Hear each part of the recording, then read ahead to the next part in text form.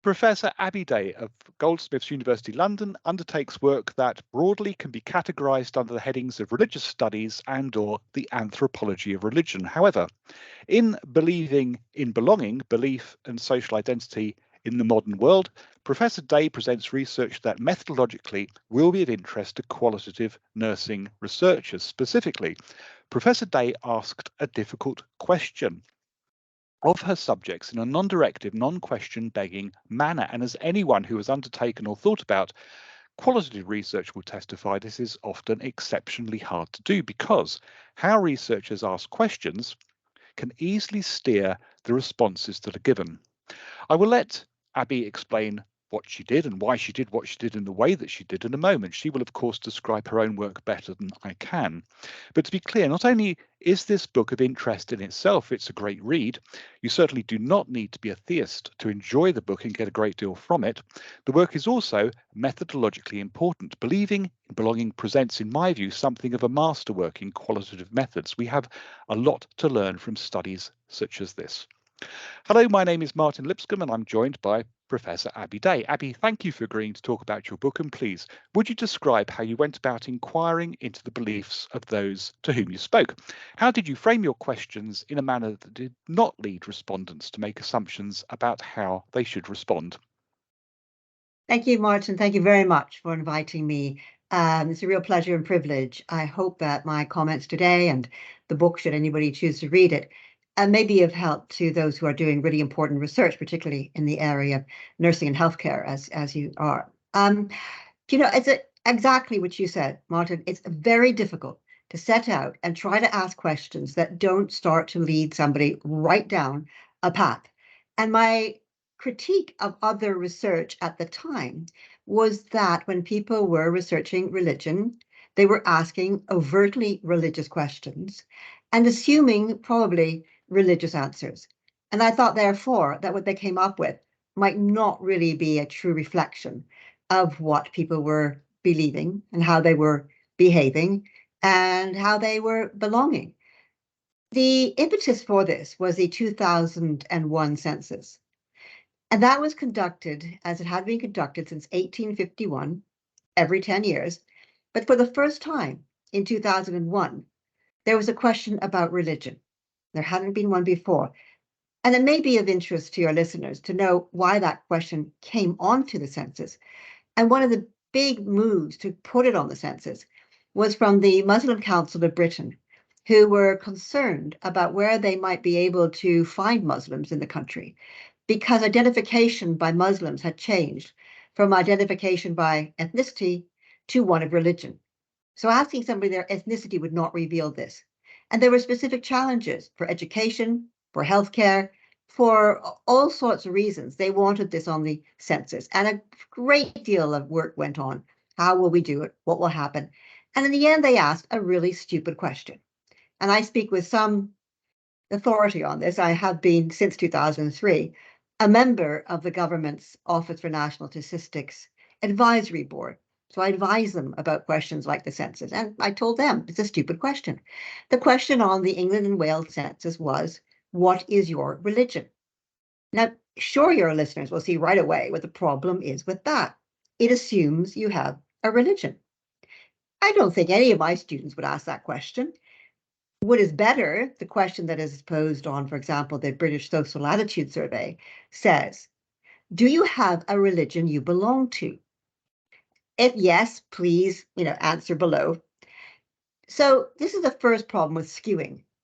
The question is skewed towards the idea that somebody will have a religion. And when I looked around at other research, other surveys, I found for the most part, this is what happened. Now, the results of the census were interesting because 72% said they were Christian. And I was just starting my PhD. I was doing this as a second career.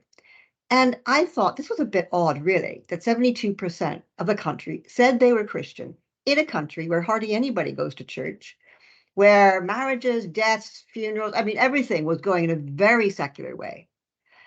And so I said, well, I wonder why people would say that. Therefore, I tried to create a method to find out. And what I didn't want to do was ask a stupid question like this. What is your religion? But I thought about it and I thought, well, First of all, I'd like to find out what people really believe in, what's important in their lives. And I wonder if religion will come up. I'd like to find out how people might navigate their lives, because this is where we think religion's important. So can I ask those questions without asking about religion? So over some time, I developed some questions. The idea was to perhaps find people who were religious, but more than anything, get into conversations with people who weren't religious, but may have said they were Christian. That was quite tricky. I wanted to find people who might have said they were Christian, but I wasn't going to ask them at the outset. So I devised a method, and I had to first of all get a sample. And that's the thing we always do in qualitative research. We say, well, who are we going to look for? It's very important in qualitative research not to assume that your sample is going to be representative of the population. It can't be. It'll be too small.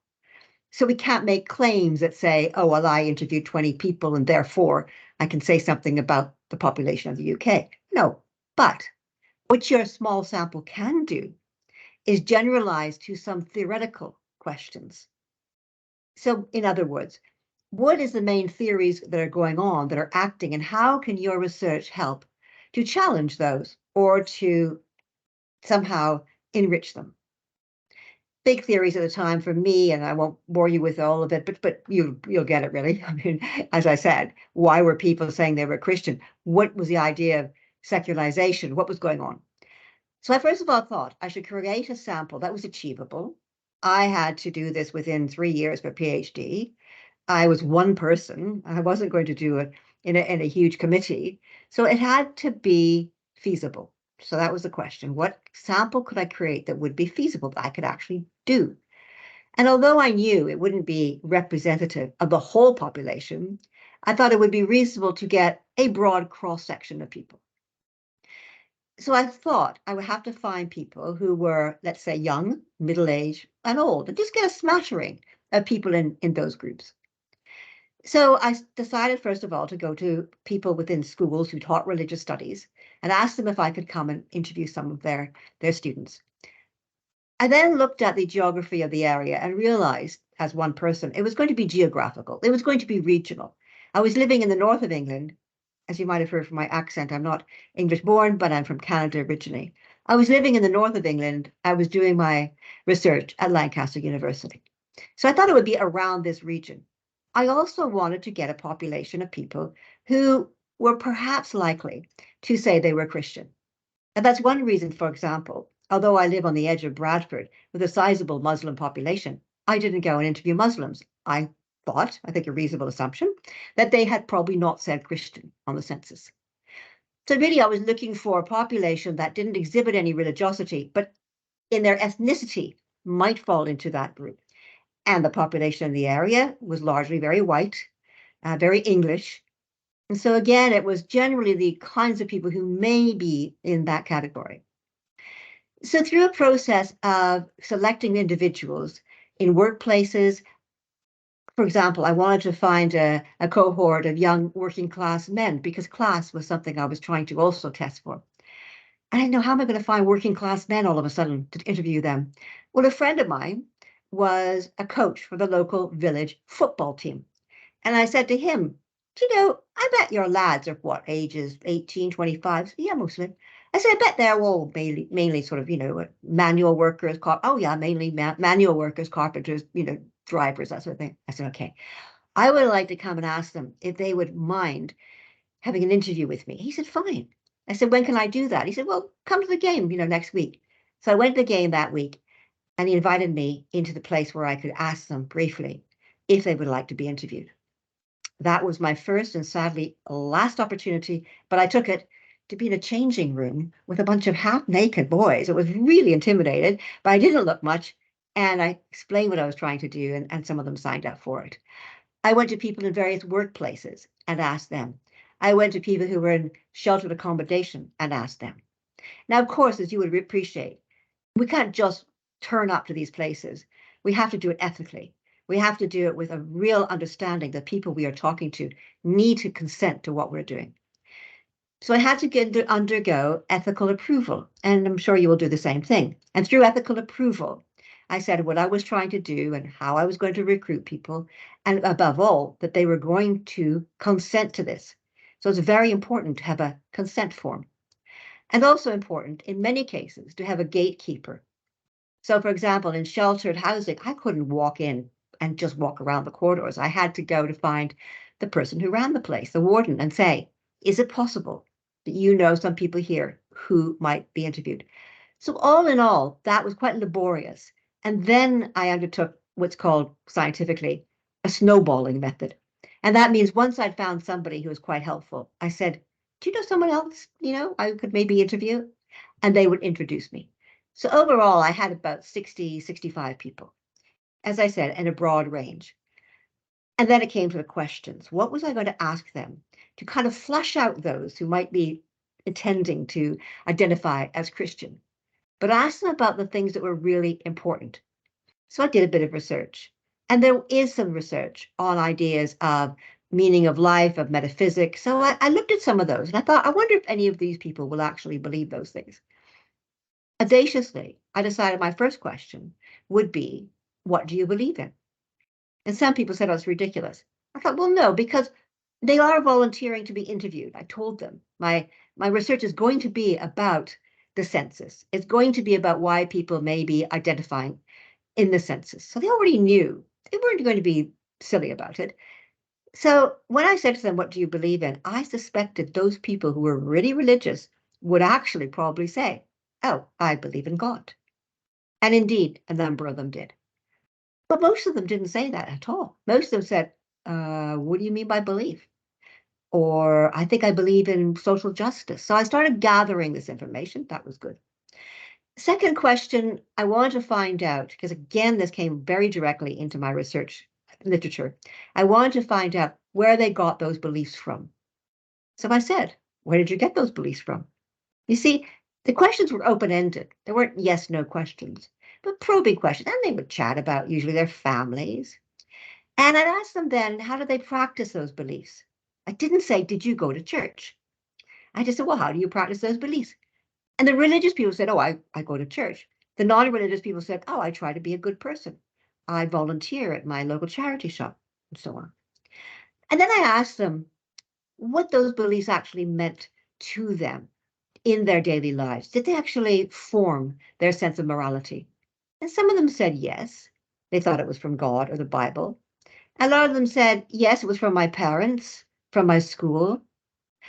So I was looking for those ideas. Where did they get those beliefs from? I then had to probe some really, some would say religious ideas, but without asking religious questions. So I said to them, what do you think happens after you die? Now, a religious person answered, oh, well, I'm, hopefully going to reunite with my deceased relatives in heaven. The non-religious people often said, oh, nothing. We just go, dust, just that's it. But also some people, quite a few people said that they thought there was something else, something they could only explain because they'd had some kind of experience sensing their deceased relatives. I won't go into this in detail, but it was a very interesting finding. And people in healthcare might come across this quite a lot, that non-religious people can still believe in some kind of afterlife. And mostly because they feel they've sensed their deceased grandma or brother. So that was very important. I then also asked them, and I couched this very carefully, not to think it was a quiz. I said, no one knows for certain, but do you think the universe came into being? Again, a very religious person said, oh, I think probably, God invented it. Other people said, not sure, maybe the Big Bang. So you see what I was doing? I was trying to go around the idea of what people might say is religious without asking them the religious question. But I saved one important question to the last, and that was my last question. And that was, what did they say on the census? This had been done a year earlier, and I wanted to know how they'd identify. So I asked them. Many had forgotten, so I repeated to them the question. And then I was surprised how many people said, oh, I probably said Christian. The same people who had said that they believed in social justice, that they believed in helping their friends, but never mentioned God, never mentioned religion, never mentioned church. So that was useful. So then I could say to them, well, that's interesting. I wasn't sure you were actually religious from our conversation. Oh, they said, well, I'm not really religious, but, and then they told me why. But some said, I think we're a Christian country. Or some said, but I was baptized. So then that helped me build up this picture of why non-religious people would sometimes identify with religion at certain times, like the national census. And all of those were questions that were designed to be open-ended and elicit stories. And please don't worry about that. Some people say, well, they can't sort of, go on about it. Let them go on about it. People often tell you very interesting stories. And when you transcribe your interviews, and I think like most people, you'll probably record your interviews, and then you'll type them up and listen to them again and again. And as you do that, you don't have to get super technical and find a piece of software. In fact, I refuse to use software to do this. One has to listen to what people are saying. And when you do that, you find again and again that they're saying something really interesting. So that's a sort of broad brush approach to what I did. And overall, what I found, as you probably know from what Martin was saying, overall, I feel that it was important is that people believe in belonging to their friends, to their communities, and increasingly, as we've seen with the most recent census, 20 years later, as we've seen, that Christianity as a category is decreasing, and the biggest category that is increasing are those people with no religion. But from my research perspective, I understand that saying no religion doesn't mean nothing or emptiness. It's filled with interesting things that I found out through these broad questions. Maybe that's a place to pause for a moment and see if Martin wants to provide anything else or ask me anything else. It's a really interesting book. It goes down lots of paths, so to speak. But I do have some questions for you. It's a UK-centric book. It will be and it is of interest to people outside the UK because of what you did and the way that you went about it. But if you had conducted the research perhaps outside of the UK, perhaps in America or Canada, would you have approached the task in a slightly different way, perhaps? Good question. And first of all, yes, while the empirical research, the hands-on, interviews were conducted here, I had to, because I was doing a PhD, I had to compare this to comparable methods elsewhere, and comparable data elsewhere. So I was convinced that my study is applicable and of value to people, I would say quite carefully, in Protestant countries of the global north. I think that really resonates with a great deal that was going on.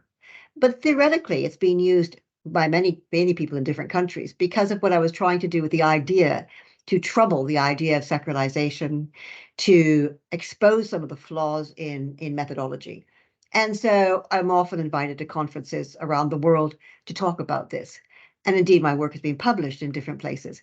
But I think what you're asking is really important. Everybody should be aware that every piece of research has limitations. And that doesn't make it weak. It just means you have to account for those and be able to say, what I think the biggest difference is that it was a qualitative piece of work and not quantitative. Although I partnered with some quantitative sociologists later and created very comparable studies, the whole methodological principle here was that I was trying to leave things as open as possible to elicit new vocabulary and new ideas without forcing closed yes/no questions.